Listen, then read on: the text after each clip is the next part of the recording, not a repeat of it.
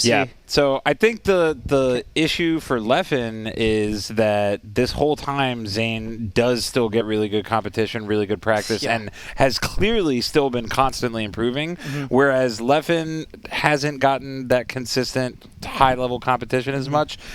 And he's been iffy on the matchup. The more, he plays Fox. He's been playing Ultimate and Tekken. Yeah, he's been playing different games, and he's been talking about. I feel like long term he's gonna want to use Sheik for Zane, but obviously when they do finally get to compete again, it's either gonna be a inexperienced Sheik or a rusty Fox potentially. So I feel like Zane's gonna have the advantage either way. At least initially. Right. At first, yeah. Yeah, if anything, it mitigates that experience. Yeah, because. I would argue that Leffen is also just as hard a worker.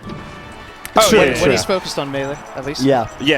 For what it's worth, he looked insane in the set versus Frenzy. Like he he cleaned it up.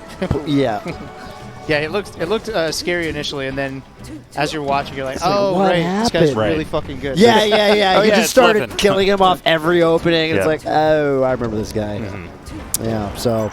Well, we won't see it this weekend, but, one way or another, it's something to look forward to for when LAN tournaments start up again. Right. So Spark vs. Johnny. Yeah, I don't know. I think Johnny has gotten so much better at the Sheik matchup over the years. He used to be really, he'd hate this matchup. And, yeah, just like that, going up 3 stocks to 2. I wonder what changed. I'm not actually sure what... Because the punish game that Sheik has on Falcon is just ridiculous. I'm not sure how Falcon decides to change that, or are they just matching up on the punish game? You know what I mean? Like, is every opening converting that much better? I think I have some theories. Go ahead, Chillin. I was gonna say I think it's just the fact that they've been able to make the punishes hurt so much more because Sheik is gonna do that consistently, and generally speaking, Sheik is gonna have an easier time in the neutral. So when Falcon does get that opening, he's got to make it just really hurt. I think there's also in the neutral, there's certain things that Johnny would do with Falcon for a long time that I think were really good and effective against Spaceys, that he just kind of autopiloted in other matchups where they're not so good. In particular, Falcon can kind of outrange Fox and Falco or whatever with drift back nairs and things like that. But that's often, it's not really effective against Sheik. Just throwing out kind of aerials in place.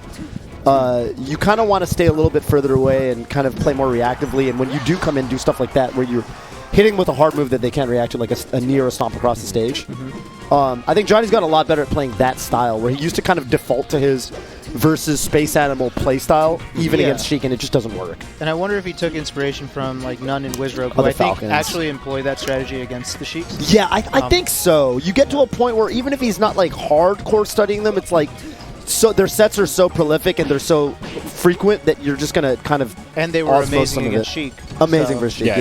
Yeah. No, it's definitely. I think all 3 top Falcons, even though their styles are still so distinct from each other, they're picking up small things from one another. Definitely. Ooh. Watch, they eventually just all become Wizrobe.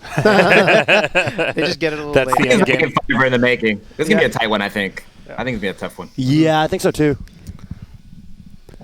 I think Spark abuses a lot of the mechanics that make Johnny get frustrated. Just like the SDI down, the crouch. He's very aware of that stuff. And sometimes Johnny gets a little, undisciplined and he gets caught. Right. Like that. But Johnny frustrates him right back. He goes for that double jab and Johnny's like, nope, SDI. Yeah. I mean, Johnny's defensive options out are what save him. He got that weird, this very rare phenomenon, but when you grab as Sheik, and if your back is right to the ledge, you do that down through, they actually kind of don't go anywhere, and that's what just happened a second ago. I've never seen that in a tournament match. I remember someone posted a clip on that on Twitter, and I was like, what? I've never seen that, and then there you go. Topo actually did that to me once to win a set. Really? The one where you don't go anywhere? Yeah, but except, it wasn't that I didn't go anywhere. I kind of bumped my head on the bottom of Battlefield as he down threw me, and then he just edge-hugged. And then, he did his Topo smile, shook my hand, and then went on to brag about it online. Did he talk to you after he beat you? Did he talk to you about it? He just kind of went, or did he just walk away? That sucks, man. While he's smiling. Yeah, while he's smiling. Huge smile. You hate to see it, man.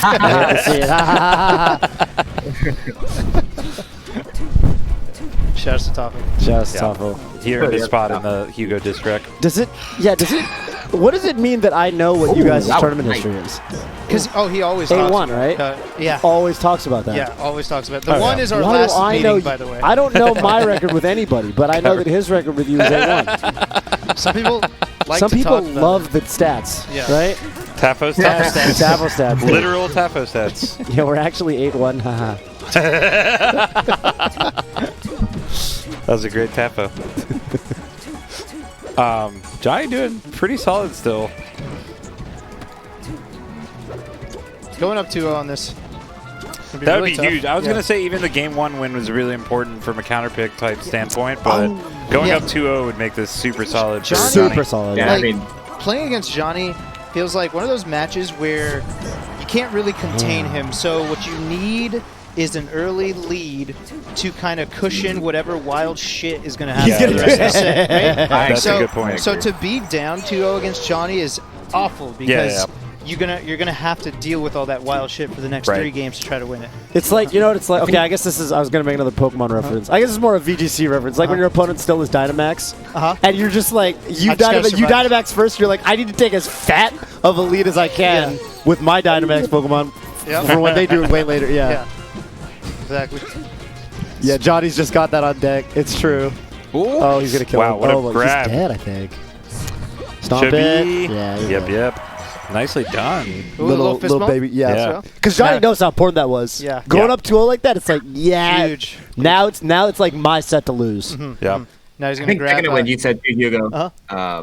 I think the people who do good against Johnny really break up his rhythm because he is going to go off otherwise. So I think Yeah. that's just to pick up on what you said. I agree. Yeah, that's the hard part about Johnny. That's always so. I lived with him for a little over a year. We played a good amount, and he just overwhelms you. He's such a fast. He's literally one of the fastest players. Period. Yeah. Like he can just I think he's move like top 3, top 4. faster. Yeah, Yeah, yeah. I that's would why- say top 3 fastest in the world.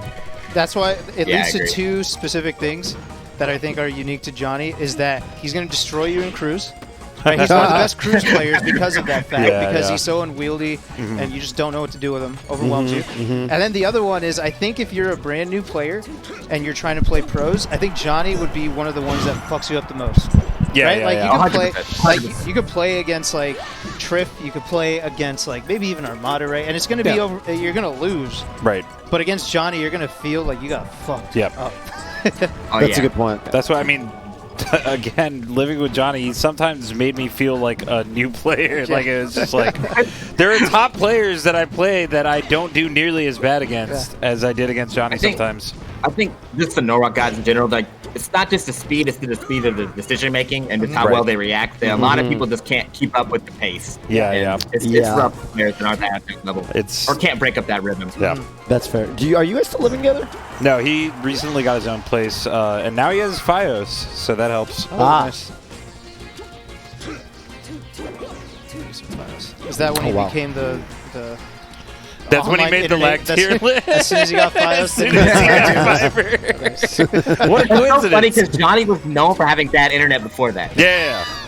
That's why he made it Nice. so funny. I'm like, Johnny, of all people, made that list. yeah, next he's gonna make like the worst edge guarders list, like Yeah. a year from now. That's cool. These guys are the worst edge guarders. We can't edge guard for shit. They're trash. Oh god. Oh, Spark coming. Oh, damn. We just. Wow. Wow. That was a Made good stock. quick work of that stock. Yeah. Yeah.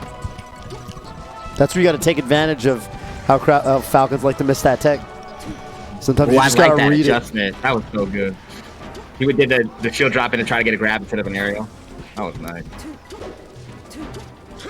Can I take this summon opportunity to fix the Spark is lame reputation, which I think is completely unfounded? Okay, here's the problem. Even if Sparky is lame, like 97.3 of the melee players are too. So it's like there's only like 5 cool players. So you're probably not one of them. So don't worry about it. Chances are it's not you. It's not you. Axe can point at himself, Mango, but none. The list is small. It's small. But no, I think Spark is actually really sick. He does a lot of flashy combos too that are just nasty. I think He really it was all does. just because of that charity event. I think that's where it all. I agree. I that actually was a agree. strong start to that narrative. That was a strong start to that And then he narrative. kind of got in his own head about it because he lost a plup at the swag bracket. Uh-huh. You know, where it was like at Summit 9, the audience would vote who they thought played Flash or whatever. And then Plup got like 60%, and then Spark got 40 or something. So Plup won, and I was trying to tell him like, dude, Plup is one of the flashiest players of all time. If people gave him 60 and they gave you 40, that's a win in my book. That's pretty good. Pretty good. And he's like, no, people think I'm lame. I'm like, no, it's not the takeaway there. Most he players lost some swing states, but he did good. He lost some swing states. Yeah, but, he started strong. That's what I was trying Not to tell California, Yeah, I don't think it's that big a deal if you're losing a Plup of all people in the swag bracket. It's just Plup is just one of the fastest players to ever do it. He might have, Okay. You see that spark approaching? You see that? There's nothing lame about it. Right there? You see that approaching?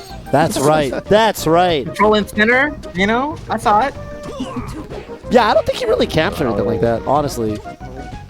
He's mostly like... He will if necessary, but it's all right. He camps... Music King did it all the time, and people loved him. That's true. It's all right. Yeah, one of the most beloved players of all time. Who? Exactly. Jason. Jason. Yeah, Music King. Music King. I actually used to really like when Spark really did camp, because he would camp ice climbers at the Foundry. And that was where when he first started getting his first really good wins, because he started being Nintendo'd every week. Platform camping for 8 minutes. And I loved it. I was like, this is so smart. Okay. Now I don't feel as bad for him. I'm starting to think about why he has that. It's like the charity event, camping people at the Foundry when everyone's drunk. He kind of earned it. Never mind. What if the Spark is lame actually is an ice climber-led psyop? Nintendo was like through the back channels. He's like, we got it. All the ISIS players in the ISIS Discord, guys. The Spark, we gotta call him lame now while we still can. That's who's calling him lame.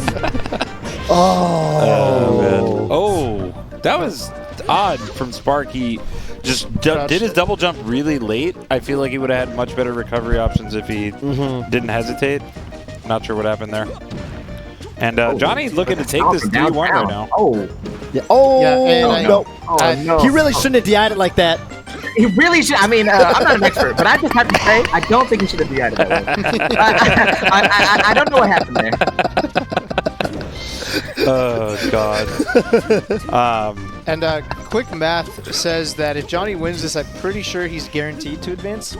I can't imagine being 2 and 2 and then not for sure. He's at worst case he makes losers bracket. I think if you win 2, you're set. You're pretty happy, yeah. Oh no, I didn't even forward throw. In fact, I suspect if you win 2, you can get into a 3-way tie situation, even if that's the only sets you win, where you could make it out just based on your you could make it out winners just based on your points. And the fact that he got was that 3-1? 3-1. And then what was it against Fat Coco? Also 3-1. So that's 3-1. Pretty good for him. The fact that no one's taking 2 games off. Are great starts. And, I would imagine that Spark would be one of his toughest matchups in this pool. Right. So winning that, we saw the fist bump from Johnny. Yeah. He knows he got over the hump. So for sure, probably drank 4 different drinks right after that off camera. But he is in, most likely. So back. Yeah. So cool. Good stuff to Johnny. Yeah, he's sitting pretty at this point with the 2-0 set count and the 6-2 game count. Wow, including, that was a good game. Aside from Zane, Spark was definitely his biggest challenge here, and he was victorious. So, how do you guys feel about that set going forward, S2J thing? I mean, based on Zane Gatsu, it's hard to be too confident for Johnny. I'm still going to say the favorite is clearly Zane, but Johnny, like I said, unwieldy. Don't really know how that's going to go against him. Zane has said in the past that he thinks Johnny is the hardest of the Falcons for him. Yeah, I mean, it kind of makes sense with just the speed that Johnny plays at. And I think that if Zane was going to lose to anyone in this pool, it would probably be Johnny. Spark with a slight chance as well, but I don't see Spark beating Zane. I could see Johnny beating Zane. Again, not the favorite by any means, but it looks like a possibility for sure. I tuned into the Zane stream, it must have been a couple of days ago, and he was playing Johnny. And actually, I watched for 10-15 minutes, but while I was watching, for what it's worth, Johnny actually won all the games that I watched. I mean, I could have just gotten the small sample size. The 15 minutes where he won.